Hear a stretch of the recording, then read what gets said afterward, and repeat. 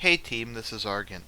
So I know I've done a couple videos this weekend, but as I said before, I reserve the right to do political update videos or interviews or that kind of thing whenever. I do have a regular release schedule now that I try to stick to. When I finalize that, I will post it. Maybe I'll pin it on the Facebook page. Anyways, I decided to make this as I've been researching a bit. IS, as many of you know, it's kind of one of my pet, I don't know if you call it pet projects, if is the right term, but it's something a lot of interest in for me because I really like military history, as you may have noticed from the channel, and just some of the things I talk about. And IS is basically a real war. Um, Obviously, there's the immense human suffering that we've discussed in the past, but the history buff in me is kind of excited about the whole thing. I mean, we get to see the development of a real war. We get to see kind of all the interesting political intrigues, the role of morale. We get to kind of see a bit of kind of the future of warfare, but we also get to see real conventional battles, real actual offensives.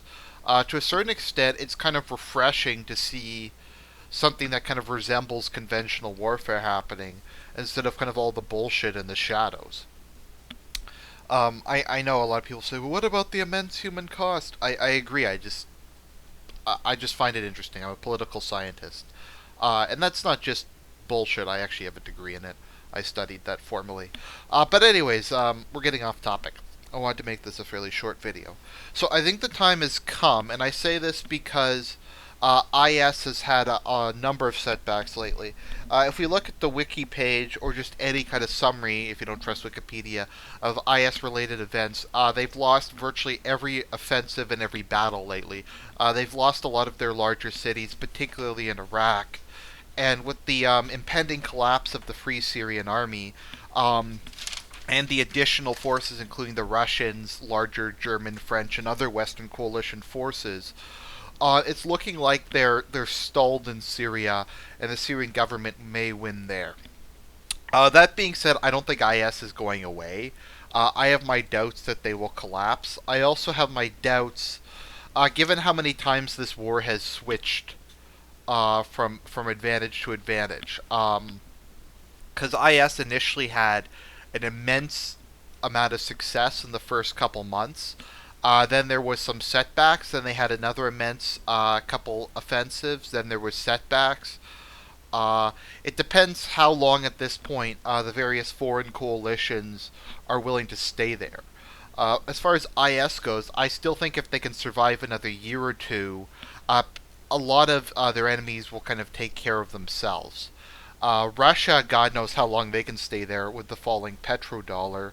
Um, who knows how long America? We have an election coming up.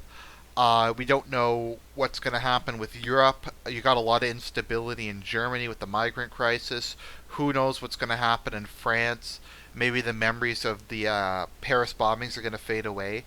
We have a lot of stuff that really is frankly up in the air, and I think it's kind of hard to definitively say what's going to happen. I mean, it looks like they're losing at the moment, but as Mark Stein would put it, the jihad has held out against some very tough opponents for a long time. Um, if you don't blink an eye at taking on the Israelis and the Russians, you would of course kind of fancy your luck against a lot of weak Western countries who don't really have the stomach for a protracted war. So that's not exactly the point of this video. I guess it's a bit to just kind of give an update of what's happening and kind of my thoughts on the matter. As I've tried to, I don't cover the minutia of it, but I'm kind of trying to cover kind of the geopolitical grand aspect of it. Um, so what this video is about is I think it's time to negotiate with Iran. If you look at any of the recent battles or recent offensives, Iran has been providing an increasing amount of the ground forces of the various countries. Because they are just Persian soldiers, they're Persian Shia soldiers. Generally speaking, they are kind of more elite units that are selected for their loyalty to the Iranian regime. They don't have a lot of the same issues as the other troops. They are well trained, they are well equipped. They don't have divided loyalties, and that's kind of the problem. During this war, we've had immense numbers of defections. People go back and forth between the various sides. The Iranian soldiers are largely above that because they aren't Levantine, they aren't Arab, they're Persians. They're a completely different ethnic group, one that has a lot of historical enmity with the various ethnic groups of the region. So that combined with their religion makes they'll never switch sides to IS. I would be shocked if a single Iranian soldier ever switched sides to IS unless they converted to Sunniism. Certainly, I doubt any of the Revolutionary Guard and other militias they've deployed will switch sides during this conflict. So because of the general unreliability of a lot of the standard troops, them and their proxies like Hezbollah have been playing an increasing role and a very effective role in fighting IS. So I think the time has come to cut a deal with Iran, and I've been saying this for a couple of years actually. When we went into Afghanistan, Iran said, "Look, we'll help you out. What do you need? We'll be a partner in the coalition, or we'll at least try to come to an understanding." Because frankly, the Taliban were Sunni extremists who hated Shias. Now people say, well, but Iran is just another form of Islamic extremism, and there is a lot of truth to that. Don't get me wrong. I'm not saying Iran is a nice regime, a just regime, a good regime. That's not what I'm saying. But if we look at like this map, we notice Iran is isolated. If Greater Iran ever came about, it would be what I would call Iran and friends. It would be Iran, maybe Azerbaijan, parts of Iraq, maybe a couple parts of Central Asia, kind of a client state in Syria, albeit one that's still majority Sunni, and a client state maybe in Lebanon. Once again, though, Shias are not a majority there. Maybe Yemen, although because of Yemen's position, I doubt a Shia government, particularly a fundamentalist Shia government, will ever last there. The truth of the matter is, even in its wildest dreams, Iran has a 0% chance of creating a global caliphate. It's just not going to happen. If Israel did not exist, you could have a contiguous caliphate from all of North Africa and most of the Middle East all the way to Turkey. If Iran was ever reconquered, which is not going to happen, but if it was ever reconquered, they could fully resurrect the old caliphate and link up the Middle East and North African territories with the often very radical fundamentalist large population centers of Central Asia. The thing is, though, that's not going to happen because Iran's there. And Iran is by far, with the possible exception, Iran and Turkey are the strongest Muslim countries in the Middle East. Perhaps the strongest Muslim countries globally. Actually, I can't really think of anyone else who would compete. Indonesia's larger, but Indonesia's kind of a mess, at least compared to those two countries. Iran and Turkey have a much more kind of unified population. There are Kurdish rebels in Turkey, but by and large, there's a very strong Turkish army. There will always be a Turkish state of some description. It's not going to collapse in the same way that Syria collapsed. So my point being is I think it's time to cut a deal with Iran. I think we have to agree to... So here's kind of how I think the deal would work. We will normalize diplomatic relations to Iran, provide recognition of the current regime, and lift the sanctions. In exchange, Iran has to keep all of their proxy terrorist groups away from the West. They can't. They have to withdraw Hezbollah or whoever the hell else they have in the West.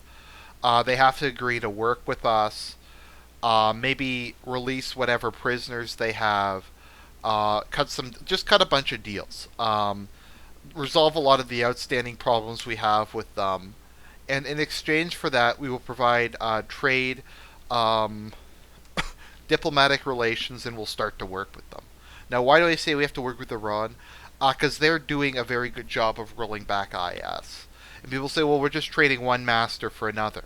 And I get that point, but like I said, Greater Iran would basically just be this. It would just be Iran and friends. It would not be a global caliphate. The enmity between the Sunni and Shia populations means you're never going to have, at least not in the cards at the moment, a global caliphate united behind Iran. It's just not going to happen. So because that's not going to happen, I think we need a balance of power, a balance of terror, as they'd say in Star Trek. Um, and I think Iran is a bit different because Iran is more of a traditional nation state. I think Iran is a little more pragmatic. We always talk about the doomsday cult, etc. But you have to understand the Persian people have been around for like 4,000 years. They're one of the oldest civilizations on Earth. There's a very strong sense of identity there. I think that there's a sense that they wish to preserve that they wish to preserve the territorial integrity of Persia and preserve the Persian people and Persian culture, even if it is in its kind of rundown Islamicized form. So I don't think they're as suicidal, and I think they're a bit more pragmatic to the survival of Iran than IS is or most of these other kind of colonial construct nations are. So I think we make a deal with them, and I think Iran is willing to deal with us because there's not really many other people they can deal with. They can't deal with any of the other countries surrounding them. They can make a deal with Russia, but Russia could be on its way out with the falling petrodollar. We just don't know. Uh, but I think IS is the big threat to the world at the moment, and I think the best counter, the strongest kind of dedicated counter to IS we have and to any future iterations of it is a reasonably strong Iran. Um, I do agree we need to disengage from the Middle East, but as has been seen through the Paris bombings, etc., until we get a government that's really hardcore willing to remove the refugees and deal with the problem of Islam in the West, we're going to have to do something about the jihadis in the Middle East. Also, I think if they ever did unify, they'd start attacking us regardless. Um, I do think maybe in the decades to come, if IS succeeded, even as weak as it is, in terms of its actual like hard power, I do think we have to worry about it, and I do think we have to do something about it. So I think the time has come to make a deal with Iran, to create an unholy alliance, as it were, and to try and put IS down and ensure a balance of power in the Middle East. Kind of a bipolar Middle East between Saudi Arabia and Iran, or Saudi Arabia and IS, or whatever the Sunni power of the moment is in Iran, is I think the only way to achieve any kind of stability, at least in the short term. And the whole thing's a mess. I don't really think giving Iran a sphere of influence could be worse than how it is at the moment. So that's my thoughts on the matter. This is Argent signing out.